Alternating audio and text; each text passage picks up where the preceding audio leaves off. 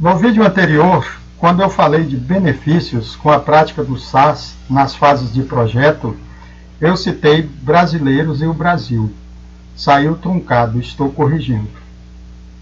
Bem, a solução de analítica tem os seus níveis de análise. Esses níveis formam dois grupos. O primeiro grupo é formado por 4 níveis, os básicos. E o segundo grupo é formado por 4 níveis, os avançados. Então, são 8 níveis ao todo. De forma bem resumida, eu vou falar de cada um deles e vocês verão que faz todo sentido. Bem, o Ministério Público precisa de soluções avançadas de gestão por ser uma burocracia complexa, principalmente para passar a ser considerado uma instituição resolutiva. Então, quando falarmos de ferramentas básicas de gestão, estamos falando do diagnóstico e de todos os estudos que gravitam em torno deste diagnóstico, porém com os padrões de uma solução de analítica. Mas é o mesmo trabalho que pode ser feito pelo profissional no seu ambiente de trabalho visando a gestão. Como eu disse, qualquer profissional do Ministério Público pode fazer diagnósticos. Claro que ele não trabalha no tempo do computador, ele trabalha no tempo dos seres humanos, quanto à rapidez para gerar os relatórios. Mas continua valendo a inclusão no grupo das 4 análises básicas. Então, o primeiro nível de análise de um BDA é a produção do relatório padrão em tempo real. No Ministério Público, no nosso caso aqui, vai ser o relatório de gestão do Ministério Público do Estado do Amazonas, mês tal, ano tal. Como eu já falei, guardadas as devidas proporções, a analítica produz institucionalmente um relatório similar ao relatório do IBGE. Tem que atender às necessidades de todos na instituição, na perspectiva de fazer boa gestão.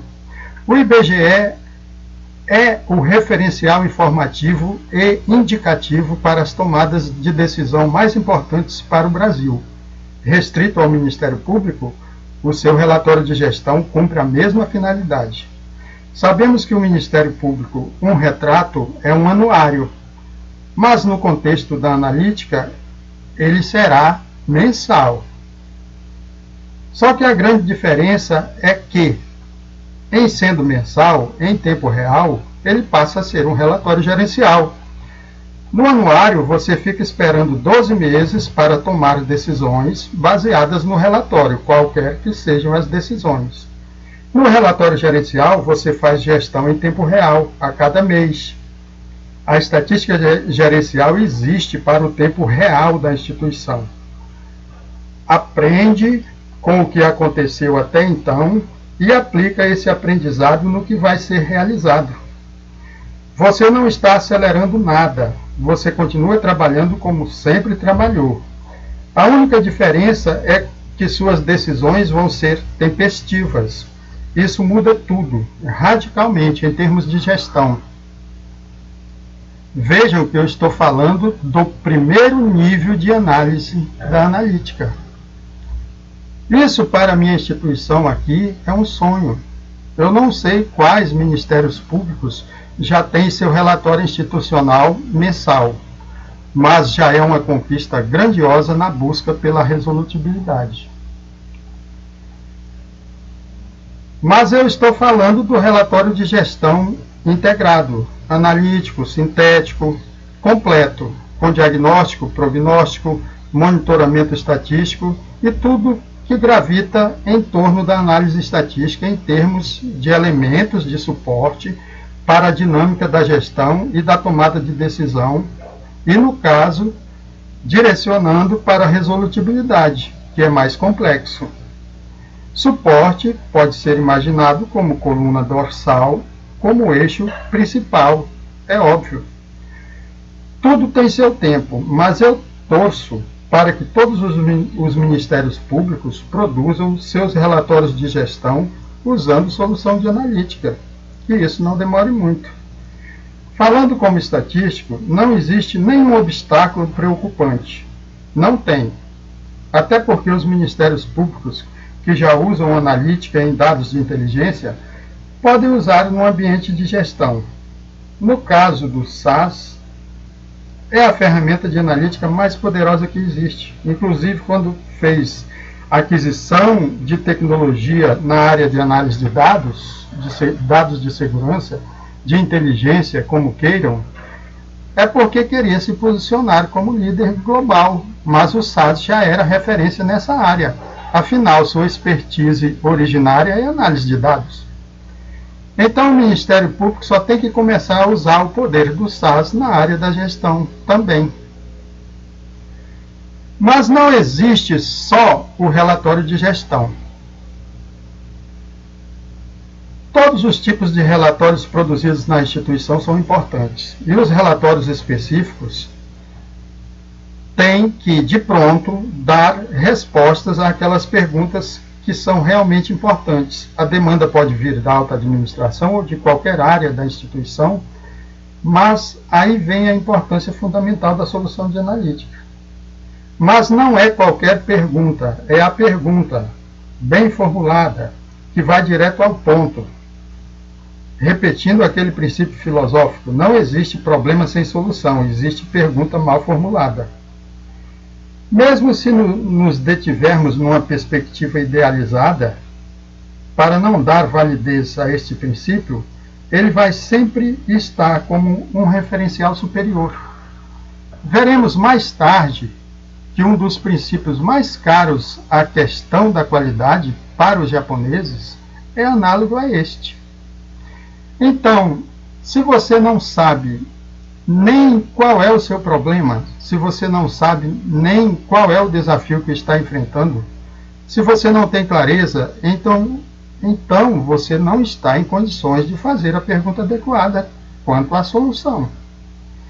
Para fazer a pergunta adequada quanto à solução, é necessário que você tenha pleno domínio do que está em desacordo. Então, boas perguntas já começam a nível de identificação do problema. Na GQT, o primeiro ponto é identificar o problema. Se está tudo embaralhado na sua mente, na sua equipe, cada um diz uma coisa, as ideias destoam, entram até em contradição, e vai e volta, vira discussão, ânimos alterados, é um sinal que as ideias estão fora de lugar. As boas perguntas não vão surgir neste momento, elas vão continuar virtualizadas. Uma das estratégias das bancas de concurso para dificultar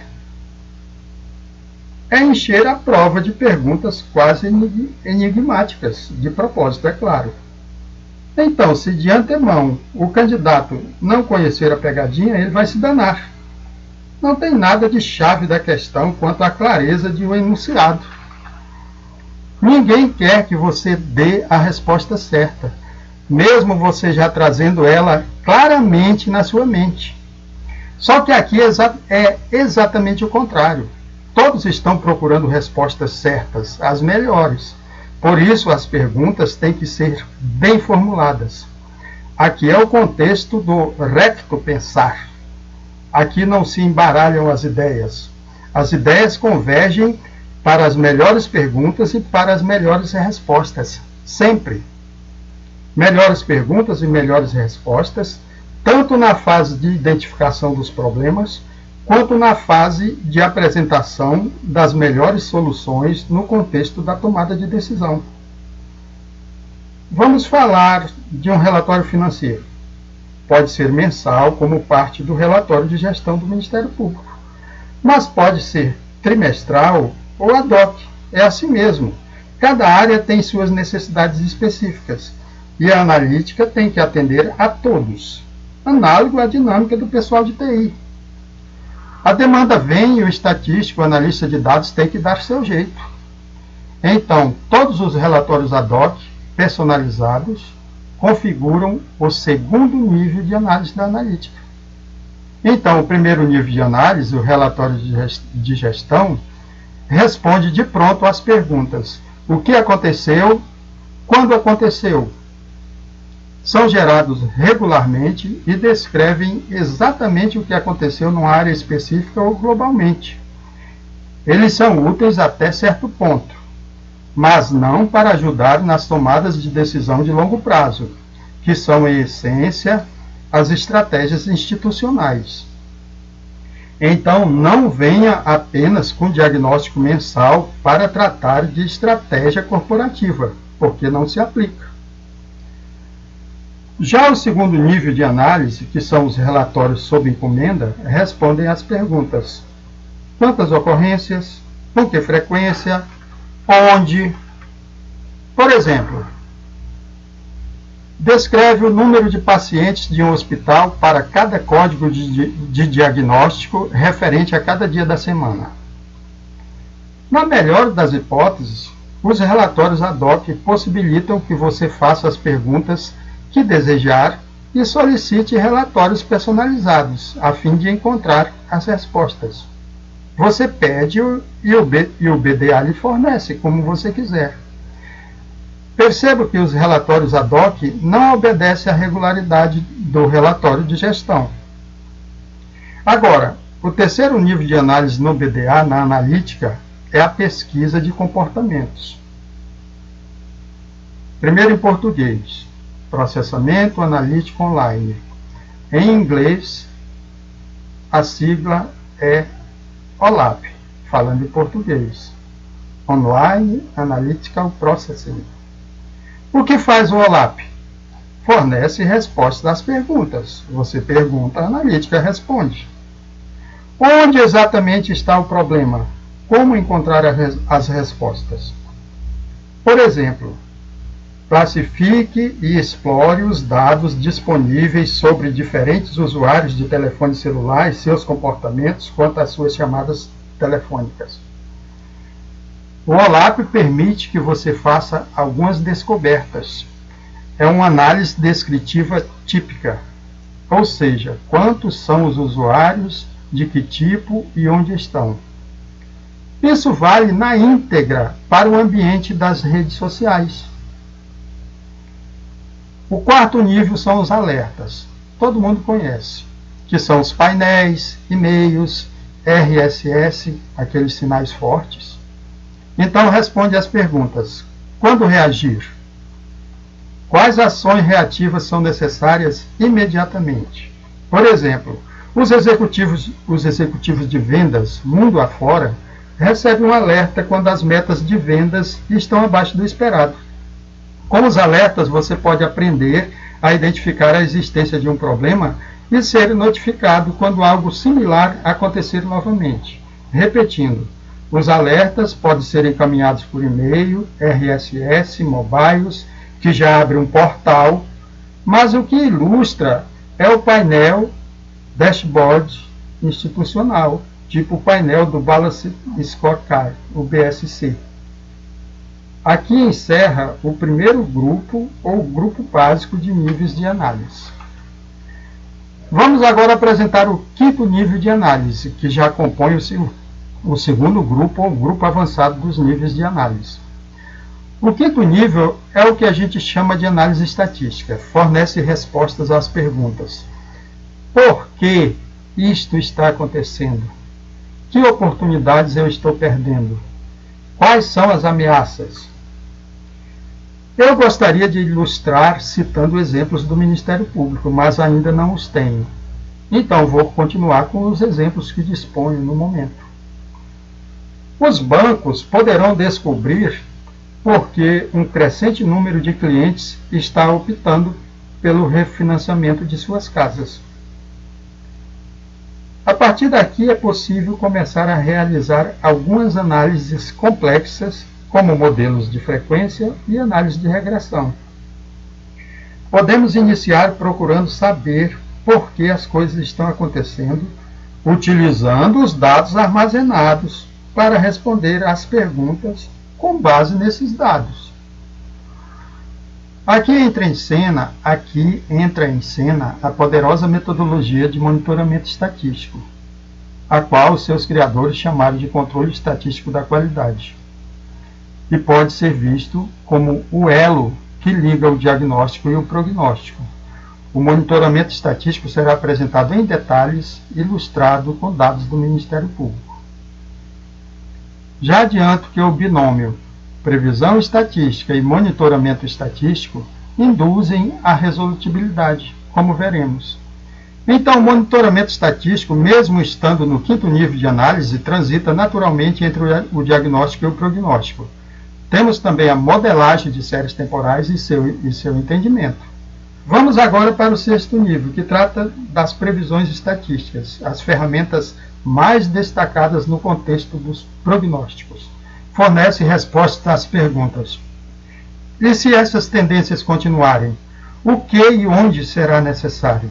Quanto será necessário dispor de recursos de qualquer... Por exemplo, os varejistas podem prever como a demanda por produtos individuais irá variar de uma loja para outra.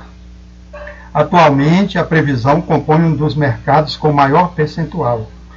A previsão de demanda, por exemplo, auxilia a definir estoques sem que o item fique escasso ou em excesso. Agora, o sétimo nível trata da modelagem de previsão. Fornece respostas às perguntas: o que acontecerá em seguida? Como isso afetará meu negócio? Por exemplo, hotéis e cassinos podem prever quais clientes terão maior interesse em adquirir pacotes de férias específicos. Se você tiver 10 milhões de clientes e quiser fazer uma campanha de marketing, que mais provavelmente responderá a ela.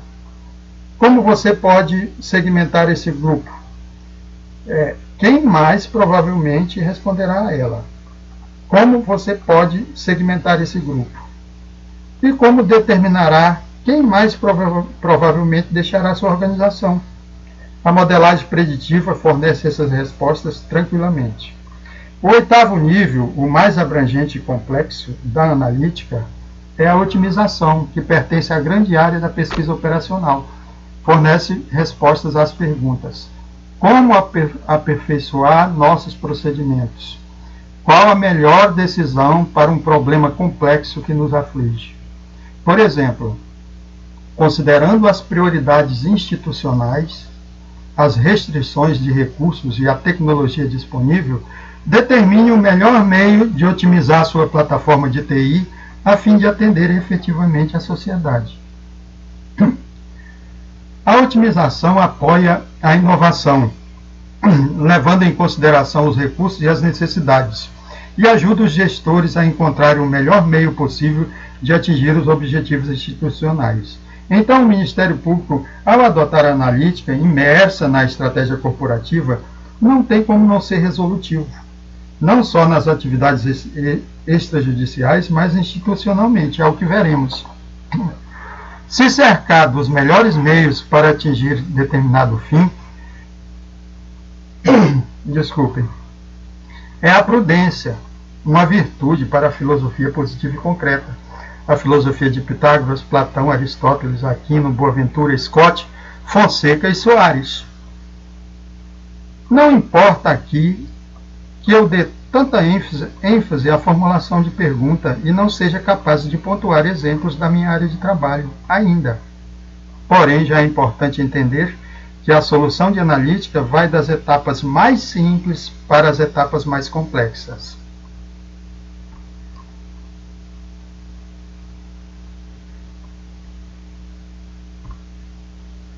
Bem, se o propósito maior da solução de analítica é trazer as respostas,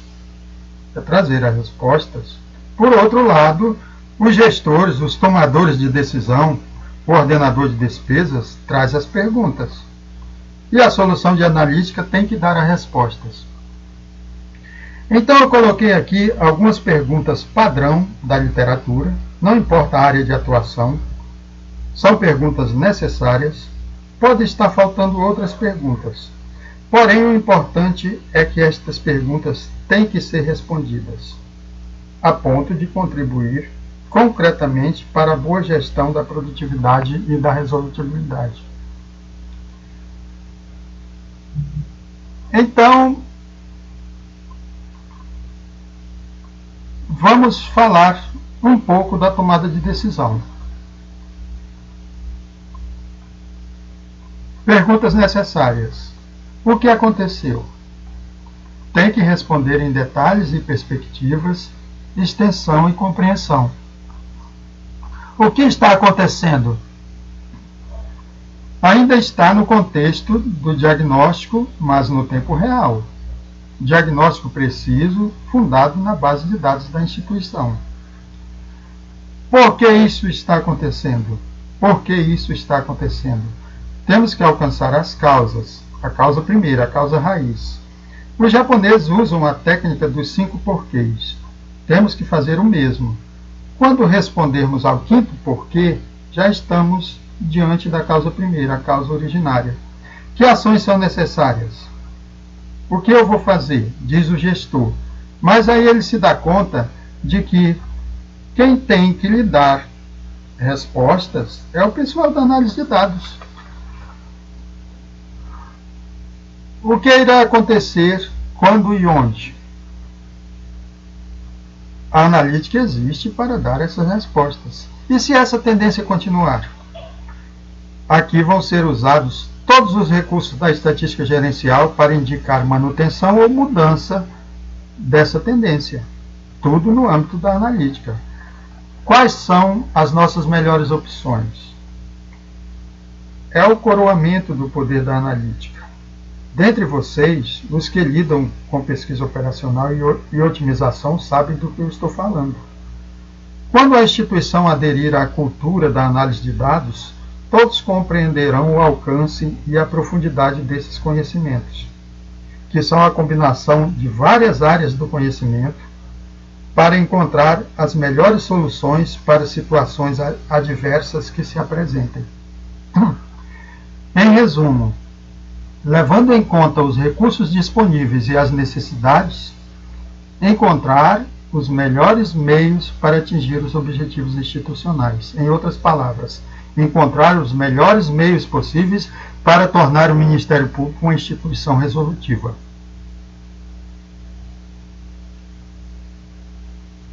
Agora eu vou passar para os créditos. Eu tenho que dar os créditos a cientistas, professores e pesquisadores, gente importante que fez com que hoje a gente tivesse a oportunidade de trabalhar com analítica livre e soberana, sem qualquer amarras a qualquer área do conhecimento quanto à sua atuação.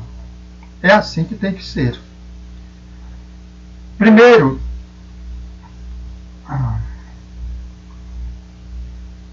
o Ronald Fisher viveu de 1890 a 1962.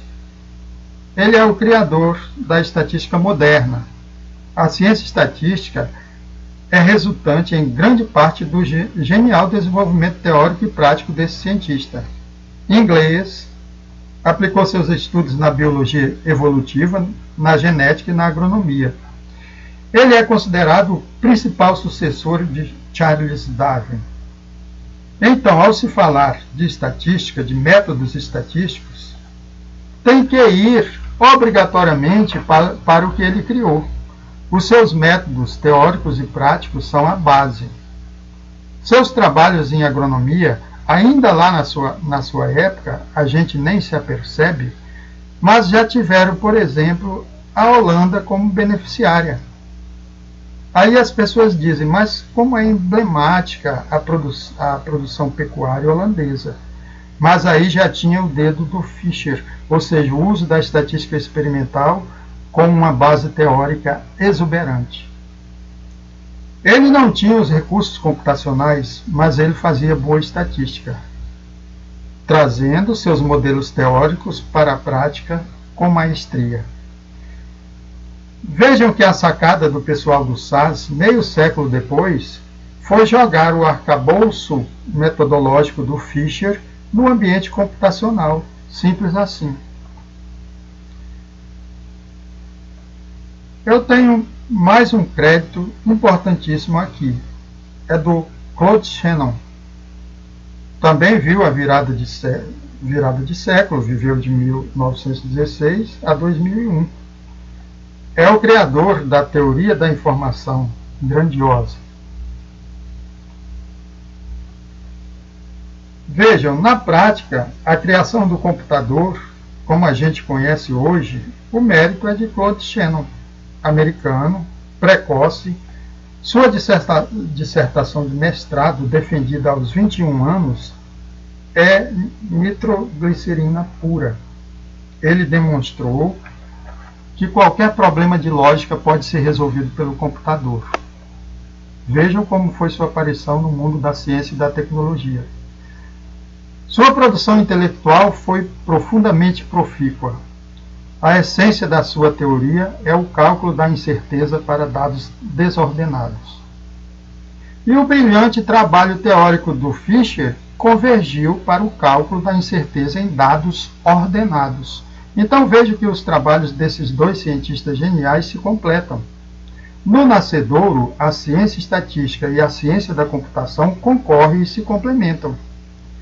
Mesmo sendo totalmente independentes e com seus objetos bem definidos, que isso fique claro. Meu terceiro crédito é para Walter Shillhart. Viveu de 1891 a 1967. Este é o cara da gestão moderna. E pasmem, ele não era administrador. Americano, estatístico e físico importante, mais um cientista pesquisador, no caso um físico com uma posição consolidada que resolveu se tornar estatístico. E a grandeza do seu trabalho é um contributo para toda a humanidade. Como veremos, ele foi o primeiro estudioso que percebeu que a estatística poderia ser aplicada com êxito no ambiente da gestão. Ele levou de forma primorosa a ciência estatística para o ambiente das empresas, celebrando uma parceria perene que vem desde lá colecionando gigantesco número de vitórias no mundo inteiro. Ele desenvolveu uma importante e abrangente solução estatística gerencial conhecida como controle estatístico de qualidade. O controle estatístico de qualidade é capaz de colocar sob controle estatístico ou condição de normalidade e aceitabilidade qualquer sistema gerencial ou operacional, desde que é submetido ao monitoramento estatístico, avaliação e decisão gerencial. O monitoramento estatístico sempre sinaliza instantaneamente ocorrências de descontrole, de iminente descontrole ou futuro descontrole inevitável se nada for feito, exigindo necessariamente uma ação gerencial imediata. O que é um descontrole para Shillhart? É um resultado gerencial, operacional ou de funcionamento diferente do esperado. Ou seja, o que ele estava apresentando eram as bases do monitoramento estatístico, mas não só isso. Ele desenvolveu toda uma metodologia e ensinou em detalhes como aplicar a moda dos grandes mestres. Como ver e interpretar os resultados e ter certeza que aquilo funciona, porque vai ser atestado pela própria realidade. Então, o seu contributo metodológico é perene, atravessa os tempos. Não importam as tecnologias, é invariante. Está na raiz dos estudos sérios da realidade, como ela é. Assim como os métodos de pesquisa da ciência não podem prescindir da estatística, a gestão não pode prescindir do monitoramento estatístico. Shillhart ensinava que os padrões estatísticos identificados nos conjuntos de dados são as únicas explicações perfeitas das leis que regem o correspondente universo desses dados.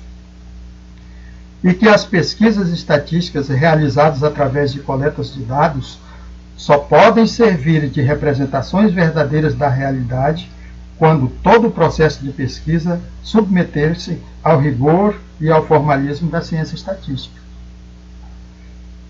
E criou o ciclo PDCA, ferramenta gerencial poderosa que todo mundo do ambiente de gestão conhece e usa. Mais à frente vamos detalhar o giro do ciclo PDCA e mostrar sua real importância para o alcance da excelência em resolutibilidade. Ele demonstrou que 85% dos resultados alcançados por uma instituição são consequências diretas das decisões tomadas em nível gerencial.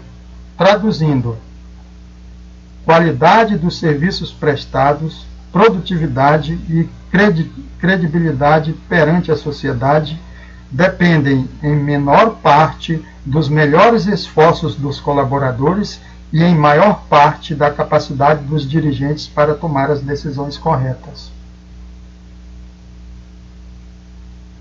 Eu estou falando traduzindo, mas isso era seus ensinamentos para os líderes corporativos da sua época.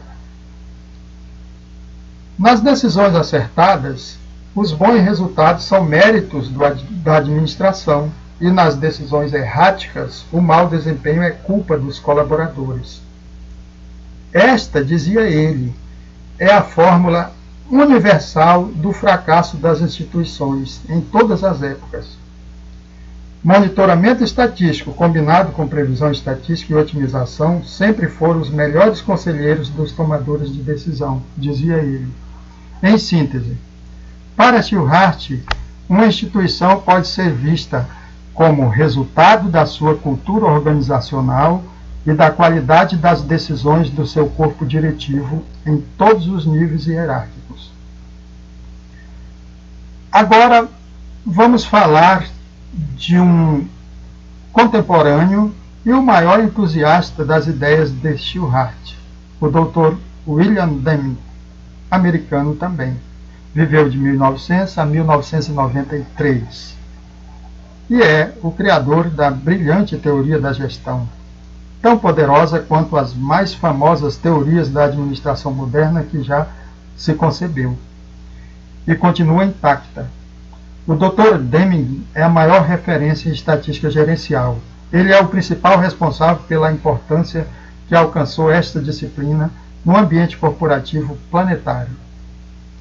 Matemático e estatístico importante, ele foi o divulgador por excelência da produção intelectual de Shillhart. Viveu muito e é plenamente reconhecido no ambiente atual da gestão corporativa. Mas não é só isso. O Deming teve brilho próprio e um brilho de grande intensidade. Ele foi o principal responsável pela fantástica história de sucesso da economia japonesa, iniciada após o término da Segunda Guerra Mundial. O Japão é uma das mais fortes e autênticas economias de mercado, e isso é coisa séria. Então, à época, quando Deming ainda estava em atividade no Japão, o governo japonês, em gratidão pelo seu trabalho, ofereceu-lhe o pagamento de royalties vitalícios, os quais o Dr. Deming não aceitou. Mesmo assim, o Japão instituiu o Prêmio Deming para a excelência em gestão, qualidade e produtividade. É uma das honrarias mais cobiçadas pelas instituições no mundo inteiro, devido ao seu alto prestígio e credibilidade no ambiente da gestão corporativa. Só que nunca foi fácil para as empresas do Ocidente ganharem o Prêmio Deming. São raras e não são as gigantes mais conhecidas. As empresas que levam o Prêmio Deming são realmente as tops das tops do mundo corporativo. A exigência é máxima. Isso é histórico e verificável. E os japoneses não abrem mão desse rigor. É questão de honra para eles. O Dr. Deming desenvolveu uma teoria sobre gerenciamento ou teoria da gestão.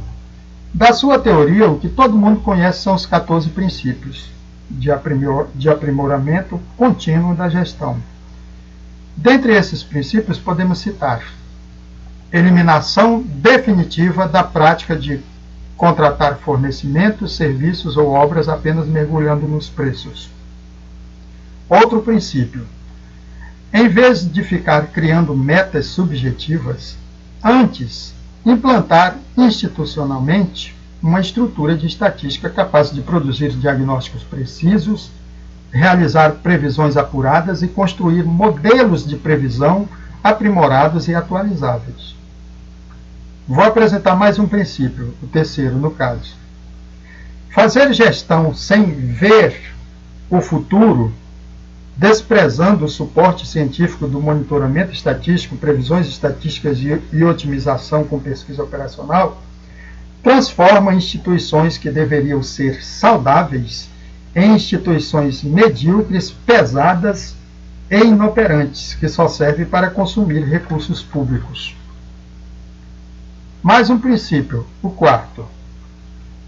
A melhoria da gestão aumenta a eficiência e a produtividade e, proporcionalmente, aumenta a importância da instituição na sociedade.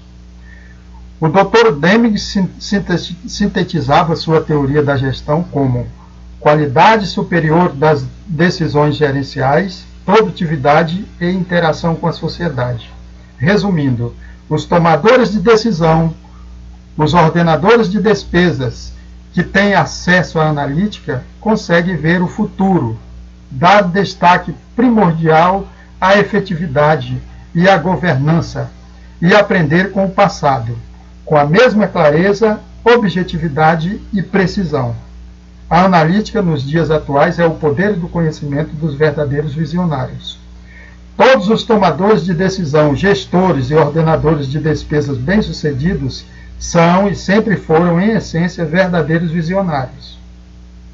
Meus créditos foram os que considero pertinentes no âmbito desta apresentação. Obrigado.